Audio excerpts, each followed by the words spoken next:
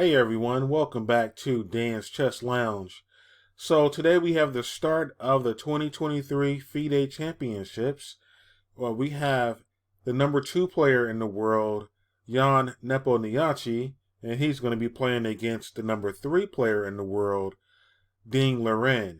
We all know that Magnus Carlsen, the current world champion, he decided to sit this one out. So he's going to be back and just enjoying the fireworks just like everyone else. So let's go ahead and get into the game and see what transpired over the board. So Nepo was white. He decided to start off with his e4. He plays e4 a lot of times, and Ding responded with e5. You can't get any better than this, though, in world classical chess. You know, e4 and e5. You have good, solid stuff here. No bomb clouds going on in a world championship match. So you have knight f3, knight c6, and we have a Spanish or Ruy Lopez. Good classical opening here. You have a6. Thank God for a6 because I did not want to see knight f6 indicating that we were going into a Berlin. We want the fireworks. So we have bishop a4, knight f6 here, castles. And right here, it looks like this pawn here is under attack, or it is under attack, but it looks like it can be captured without impunity, but that's not actually the case. If the knight goes in for the pawn, then white can simply play rook e1, and with the king being uncastled and in the middle of the board, that's going to be a problem for black to deal with. So instead of that, Ding decides to play bishop e7, and now you have a surprise here. Jan decides to play bishop captures c6, indicating that we're playing a delayed exchange variation. Wow. So this is a bit of a surprise here. Now, why would he play the delayed? What's some of the perks or benefits of that? Because he gave up the bishop very early on. Well, he does have, flawless pawn structure. And then eventually, white will oftentimes have a 4-on-3 pawn structure on the king side that he can play for a long-term in-game advantage. What's some of black's benefits? Well, black does have the bishop pair, so it would be optimal for black to get very active with his pieces because that's where his benefits are going to lie. So we have rook e1, knight reroutes, and white strikes in the center here. And after that, what do we see? We see a 4-on-3 pawn structure for white. You have a little bit of more activity. Right now, the queen is out in the middle of the board, but he can't really be there. There's no knight that can go to c6. So yeah, that's going to be the plans right here. White is going to play for this long-term 4-on-3 pawn structure. So he probably wants to trade some pieces, and black wants to get his pieces active and be very active in the middle game. Castles, bishop f4, the knight goes to c5, and now we have a queen trade that can happen here. Jan said nope, no queen trade. Bishop comes out, so you have the pieces kind of maneuvering and just getting active. Knight c3. The rook went to the open file. Aaron Nimzovich told us, and he taught us a long time ago, that bishops, they belong on open files. The knight f5 here, which is a great outpost for the knight. And the knight is also putting some pressure on that g7 square. And you have a trade here. And the bishop retreats back to g3 because that would not be a good capture there or exchange there for white to trade off his last bishop there.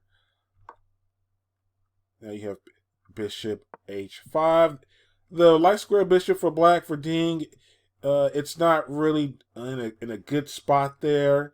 White plays f3, and now the bishop doesn't have not really any good squares to attack or go to. So you see here f6. So now black can reroute the bishop and try to get it on a better diagonal. And here, Jan just tucks his king into the corner. Again, you have king safety. The bishop reroutes to a better diagonal. Rook's coming to the open file, because again, rooks belong on open files. And now we have them just trying to improve their position on the queen side.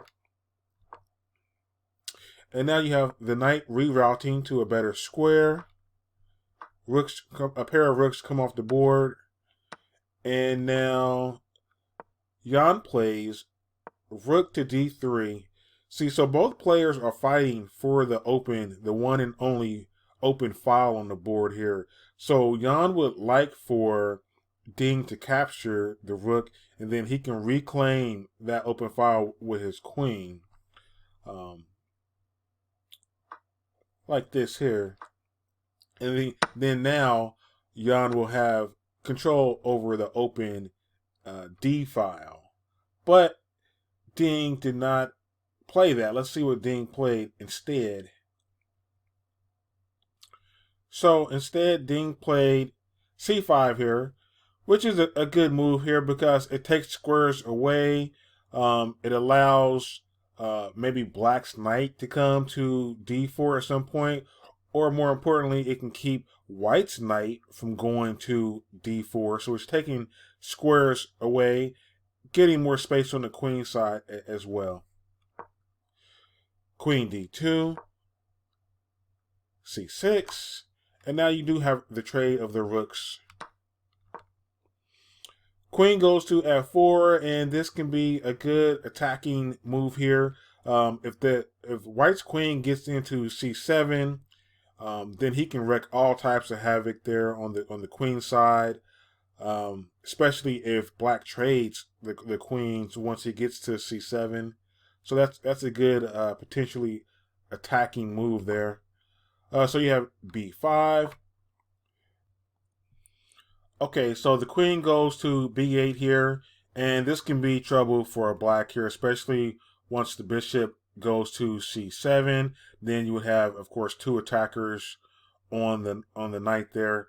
So Ding plays king h7 there. That's a smart move. Bishop attacks the queen. Knight g3, and then you have knight goes to e6 for black. Now you have f4, pushing on the king side. Black pushes. And both players are making just small improvements to their position. Right? c4, taking away squares from their opponent. And now Ding offers a queen trade here at this point. He's ready to get the queens off of the board and go into an endgame. He must feel like he can draw this position. So then Jan plays queen b7. He declines it. Now, if you notice, the bishop on d6 here is hanging now. Now, this would be an awful mistake if Ding captured the bishop. Let's see what would happen here. If Ding played queen captures bishop, then you would have queen captures the light square bishop, but then his position would be horrible. Ding would be under so much pressure here. Let's say, for example, he would play knight captures f4. You have a lot of pressure here along this diagonal with the king and the potential discoveries, knight moving away to e2. But he would never get a chance to really get any of that off just because he's under so much pressure himself, especially once Jan would play knight f5. You would have so much pressure on the queen. You would have checkmate threats here on g7. You would have the queen taking on h5 check. So it would just be a disaster if he played that. So let's go back. Instead he plays bishop to e8. The knight jumps in, and again, he's offering a queen trade. There's too many white pieces getting closer to the black king. And he goes for the trade. Jan finally accepts. And the knight goes to d4. Knight attacks the bishop. Bishop secures itself with e5. Of course, white would like to just push up the board with the pawns. The king comes into play. That's rule number 1 for the endgame, is to get your king active and into the game. Bishop goes to d7. And now Ding plays a fantastic move here. Ding plays knight to c5 here, right? He gives up the a5 pawn.